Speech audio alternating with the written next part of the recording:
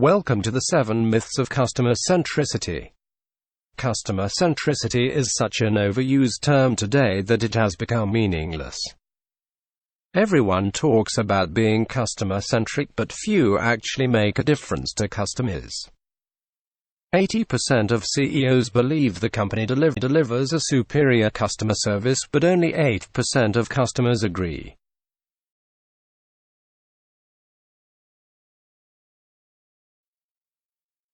Meet Colonel Tom Parker, Elvis's manager. He was customer-centric. During his career guiding Elvis to be the biggest star of his era, he realized he was only making money from Elvis fans. So, he created I Hate Elvis merchandise to monetize the segment of the market that didn't generate any revenue from Elvis. Who else has generated revenue from people that hate your company by giving them something they value?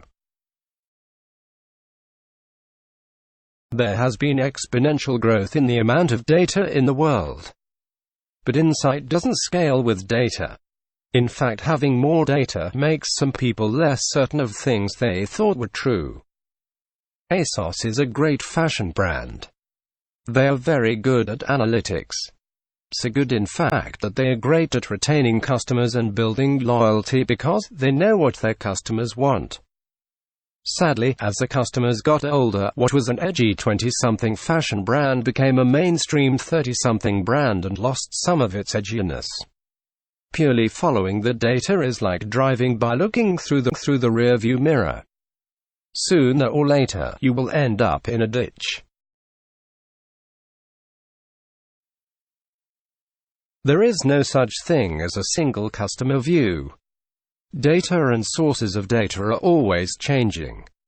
Everyone is building a single customer view, but nobody has one. They have either none or two or more single customer views. Single customer views are an impossibility because it's hard to determine where new data comes from before it's invented. Today people struggle with making sense of machine or IoT data, but tomorrow it will be something, and nobody bothered to specify it in the single customer view project. The Net Promoter Score, or NPS, is often used to measure the customer experience.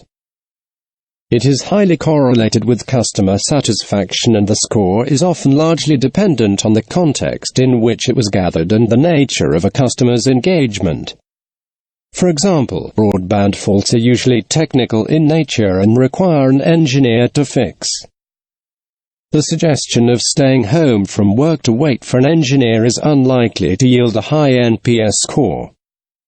Furthermore, like any single metric system, the real danger in using NPS is that you optimize your business around maximizing NPS rather than the business metric it is substituting for.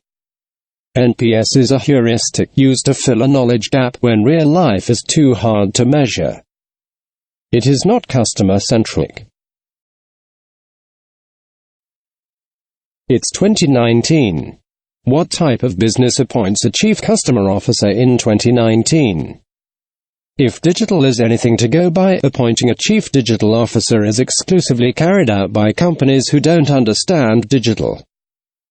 Similarly, it's not a stretch to think those companies appointing a Chief Customer Officer are tacitly admitting they have a customer understanding issue. Customer centricity cannot be delivered by an individual.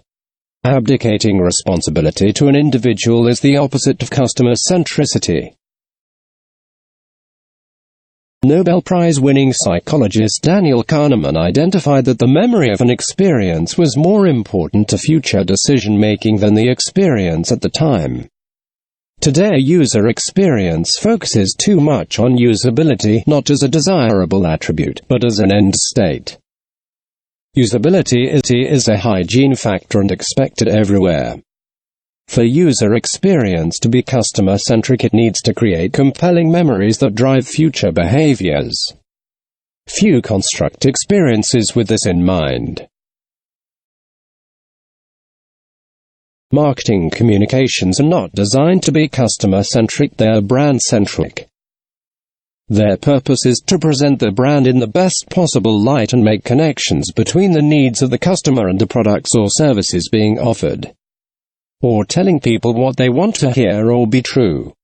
Personalization is often cited as the means to deliver customer centricity through marketing.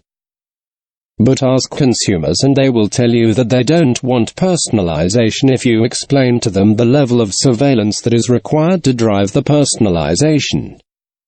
Personalization is almost always something that is done to consumers rather than the collaborative act it is implied to be.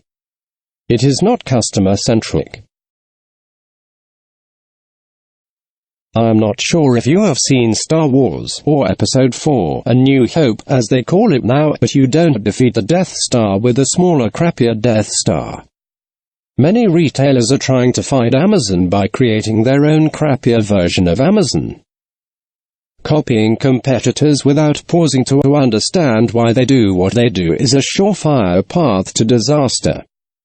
Too many large companies blindly copy startups without understanding what is driving their roadmap and, more importantly, ignore their own strengths.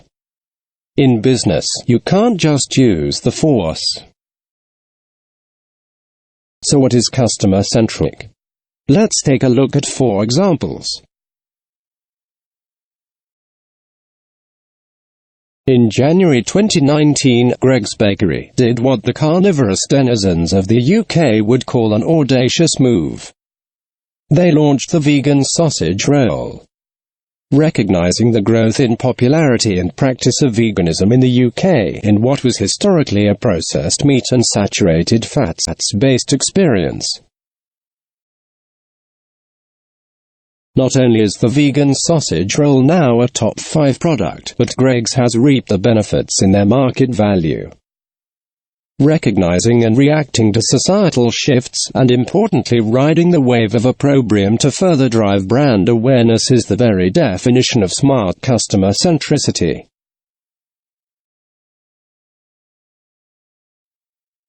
Uber is the largest acquirer of small and medium-sized business bank accounts in North America. Bigger than Wells Fargo, Bank of America and Chase combined. The insight driving this, excuse the pun, is that 30% of aspiring Uber drivers in the US have never had a bank account. Stepping outside of core business to fulfill a customer need is definitely customer-centric. By now everyone and their mum has heard the rags to riches story of Dollar Shave Club. But what did they do next? Well, through a thorough understanding of their audience, and for that matter the brand, they launched a new product called One Wipe Charless.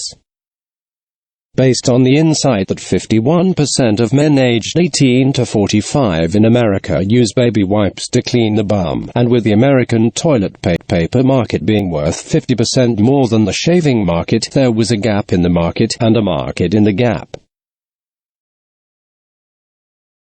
A quick search on Amazon reveals 119 similar products. I'm not sure how this particular brand came up with the product name though.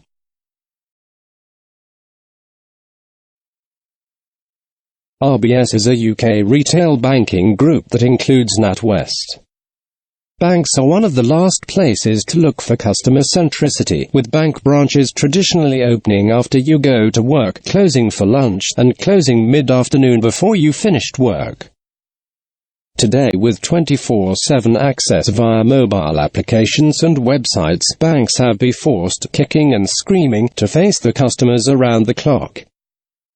RBS took the transformational leap of changing a number of product and channel roles which reinforced the silos of the organization, and replaced them with journey managers. These journey managers were given autonomy to work across the end-to-end customer journey. Many companies talk about customer journeys. Far less change their own internal team structures to organize around the customer.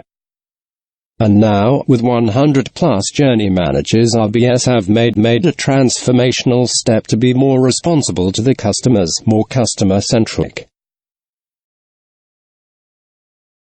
Hopefully this presentation has illustrated that there is no quick fix to customer centricity. This is perhaps because it is a principle.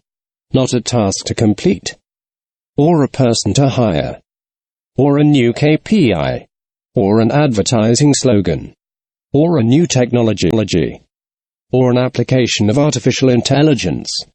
Bill Bernbach explained the meaning of a principle best. It's not a principle until it costs you money.